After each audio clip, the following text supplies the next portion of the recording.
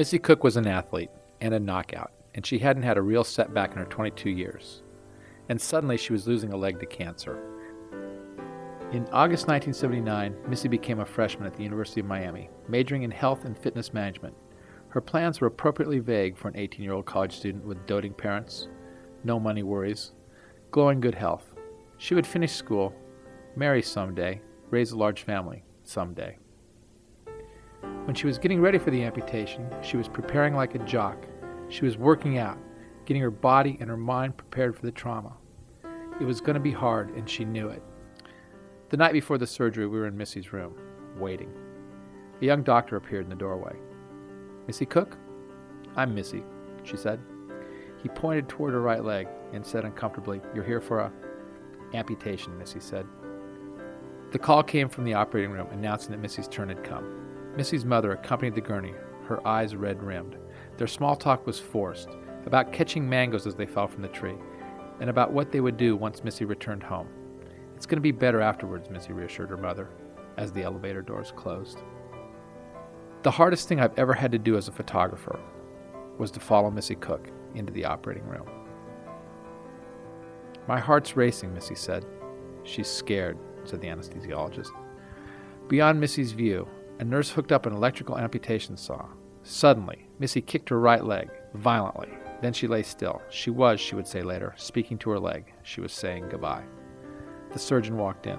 "Hello, doctor," Missy said. "You know it's my right leg, don't you?" "Are you in pain, Missy?" the nurse asked. The voice made her start. Fighting the anesthesia, she turned her head, her face contorted. "Is everything all right?" she asked, her voice a whisper. "My leg. It hurts." She turned to me. "Bill, lift up the cover," weakly gesturing towards her leg. "More." I lifted the blanket completely. She craned her neck to see, then slumped back on the pillow. The color drained from her face.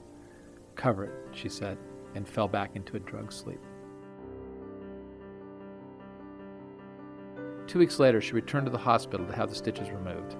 Missy grew impatient with how long it was taking, so she asked for the scissors and snipped out the stitches herself. We were at the doctor's office, and Missy had been fitted with her new leg. This one was amazingly real. It had been modeled after her other leg. It looked like a leg, and it gave when you touched it. It felt like a leg.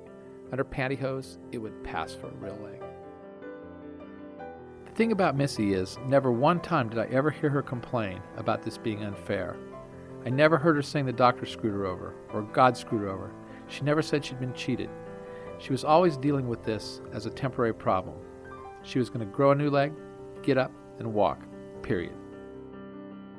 So she's standing on a rubber mat with parallel bars on either side of her, and she's facing a mirrored wall, and I'm thinking she's going to take her first steps. Suddenly, she bolts forward. I think she's falling, and I drop my camera to catch her, but no, she's sprinting, full tilt, slam, right in the mirror, and she stands there, looking at me, panting, triumphant. Her eyes were screaming, "Look at me!" She'd promised me she'd get up and run, and she did, and I missed the picture.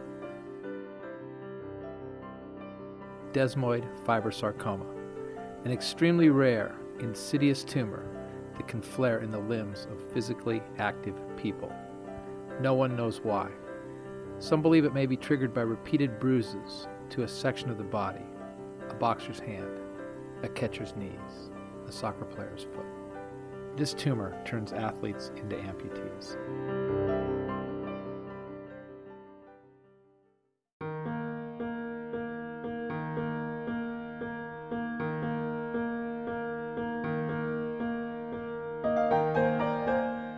The day I graduated from high school, if someone had asked me, where will you be in 25, 30 years, I probably would have said where I am today. I probably would have had 2 legs also, but getting married, having a family, I guess I'm very traditional because that's not everybody's big dream, but that was mine. I met Todd in 1989. And our singles minister introduced me to Missy, and immediately it was kind of like I'd like to get to know her. And so about 3 months after we met, we started hanging out together and dating. I knew that she was going to be self-conscious about it. And so I tried to put her at ease, so it ended up not being an issue at all. I thought I had confidence. Meeting him, I realized I didn't. He gave it to me. Being a fast runner and enjoying that, I never cared that I was the fastest, but I enjoyed that I could do it. So it's kind of partly when I first started running this summer, it was a rude awakening. It was hard. Now now that I can run and I'm not very fast, that's gotta work on that. Growing up and as a young adult, I wanted to get married and have a family. And then growing up and as a young adult, I was always an athlete and I loved running. I loved anything like that, the soccer and any kind of athletics. And I felt like through the cancer, the running was taken away, and then I couldn't have children, basically because of the radiation that I had to have because of the cancer, so that was taken away also. And it was two big parts of my life that were taken away. So now having children is huge. It's wonderful. And the idea that we were able to adopt them and how everything worked and came together, it's just been amazing. And Todd and I both think about if we had the children when I was pregnant and lost babies, if we had those now, we wouldn't have these. And so we can't imagine that. So it's interesting, how you can even come to think like that. If the question is there anything that's important to me that I can't do now? I don't think there is, because the family is what that is. And so being able to play and hang out and cook them great Italian meals, and it's great.